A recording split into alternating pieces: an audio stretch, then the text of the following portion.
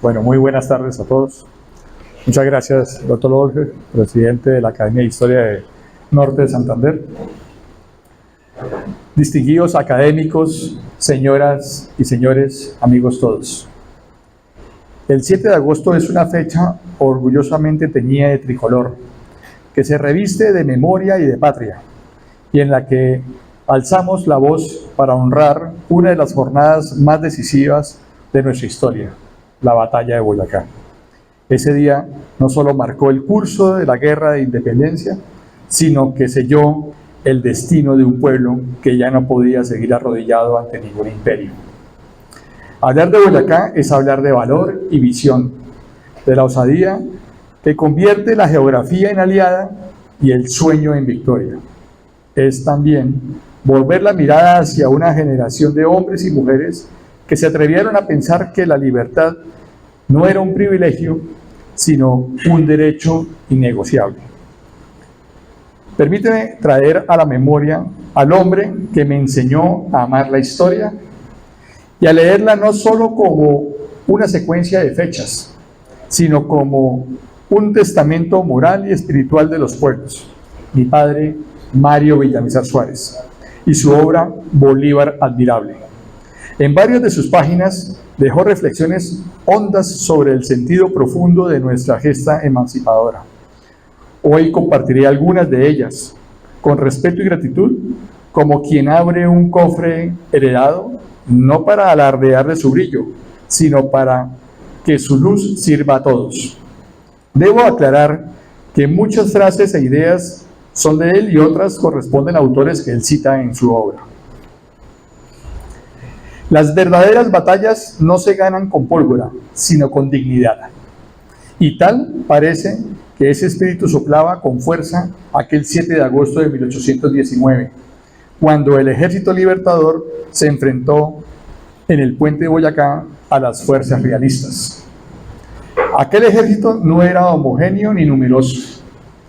Eran hombres y muchachos de todas las regiones, criollos, mestizos, indígenas, campesinos, negros libertos, muchos descalzos, todos con hambre, pero había algo más fuerte que el frío y más hondo que el miedo, la certeza de estar haciendo historia.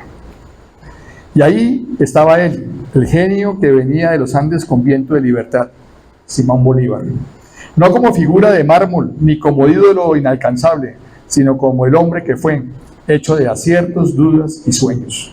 En palabras de mi padre, Bolívar era el eco de todos los que se atreven a imaginar una patria sin cadenas. El puente de Boyacá no solo fue un punto geográfico, sino un umbral simbólico, de la dependencia a la libertad, del vasallaje a la ciudadanía. En tan solo 2 horas de combate, se fracturaron siglos de dominio español y se abrió paso a lo que hoy llamamos la Gran Colombia, en ese entonces conformado por los departamentos de Venezuela, Cundinamarca, Antigua y Virreinato de Nueva Granada y Quito. Ese anhelo mayor de unión, identidad y porvenir. En ese vasto escenario libertador, el norte de Santander y en particular la ciudad de Cúcuta jugaron un papel decisivo como puerta y corazón de la campaña libertadora. Cúcuta y sus alrededores fueron testigos tempranos del impulso independentista. Fue allí donde en Villa del Rosario se sembraron las bases de la Unión Continental y donde el Congreso posteriormente proclamó la Constitución que dio origen a la hoy llamada Gran Colombia. La región fue depósito de ideas, de hombres y de logística que permitieron que la marcha libertadora cruzara montañas, valles y páramos en una expresión de voluntad política y territorial. Además, figuras nacidas en esas tierras como Pedro Fortún se destacaron en la batalla de Boyacá como jefe de Estado Mayor y colaborador cercano de Santander, aportando decisivamente en la organización de las tropas patriotas. Así, desde Cúcuta se tejió una red de convicciones y talentos que llegó hasta el glorioso puente de Boyacá, convirtiendo al norte de Santander no solo en escenario geográfico de tránsito, sino el epicentro ideológico y moral de nuestra independencia. En el despliegue estratégico de la jornada de Boyacá, nuestro coterráneo prócer, el general Francisco de Paula Santander, desempeñó un papel esencial en la vanguardia, asegurando el avance ordenado de las tropas y sosteniendo la estructura operativa del ejército patriota con el respaldo efectivo del también glorioso general José Antonio Anzoátegui en la retaguardia. El sentido del deber, la disciplina y la capacidad para prever los movimientos del enemigo fueron determinantes para la eficiencia de la ofensiva.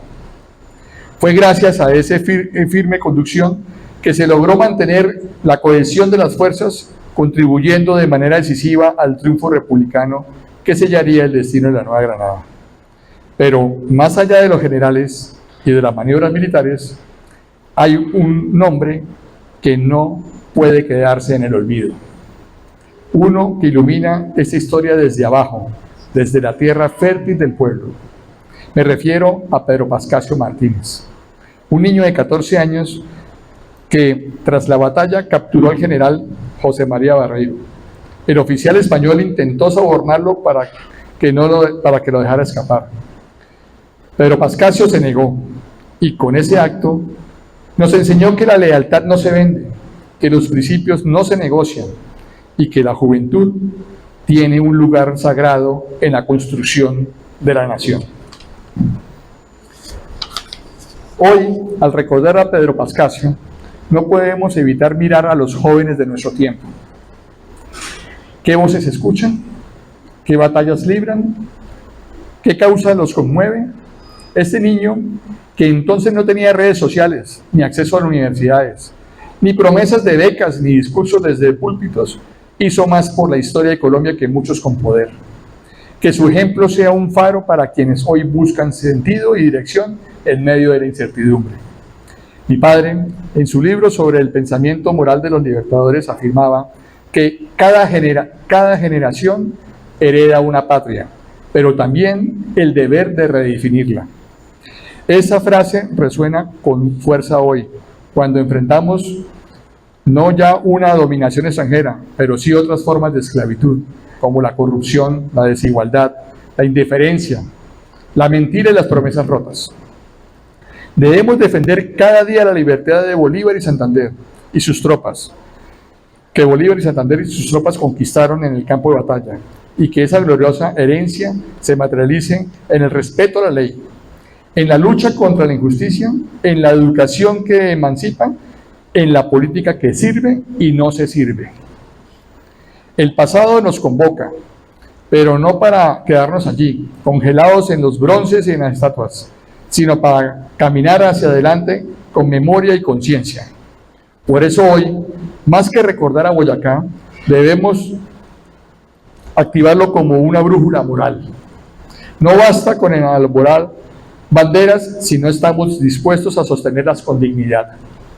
Y cuando el alma patria busca en la lírica su reflejo más puro, encuentra en el canto nacional el eco inmortal de aquella gesta. No en vano, la quinta estrofa del himno nacional, esa joya poética que resume nuestro espíritu, nos recuerda con fuerza de trueno. De Boyacá en los campos, el genio de la gloria, con cada espiga un héroe invicto coronó. Soldados sin coraza ganaron la victoria, su varonil aliento de escudo le sirvió. De ahí el retrato heroico del 7 de agosto. Boyacá, convertida en símbolo, es presentada como una tierra fértil donde cada espiga se yergue como un héroe y donde el coraje fue más poderoso que el acero. El himno no solo narra, exalta, transforma a los soldados en figuras eternas y al campo de batalla en altar de libertad. Es poesía al servicio de la memoria, lirismo al servicio de la nación. Permíteme cerrar con otra breve reflexión de Mario Villamizar Suárez, escrita con la tinta de quien no se resigna al olvido. La patria no es una idea, es un acto diario de voluntad. Se le conquista cada vez que se dice la verdad, cada vez que se honra la palabra, cada vez que se defiende al débil. Señoras y señores, que este pasado 7 de agosto no sea solo un eco de trompetas lejanas, sino un llamado presente a la unidad, a la responsabilidad y al amor por Colombia. Muchas gracias.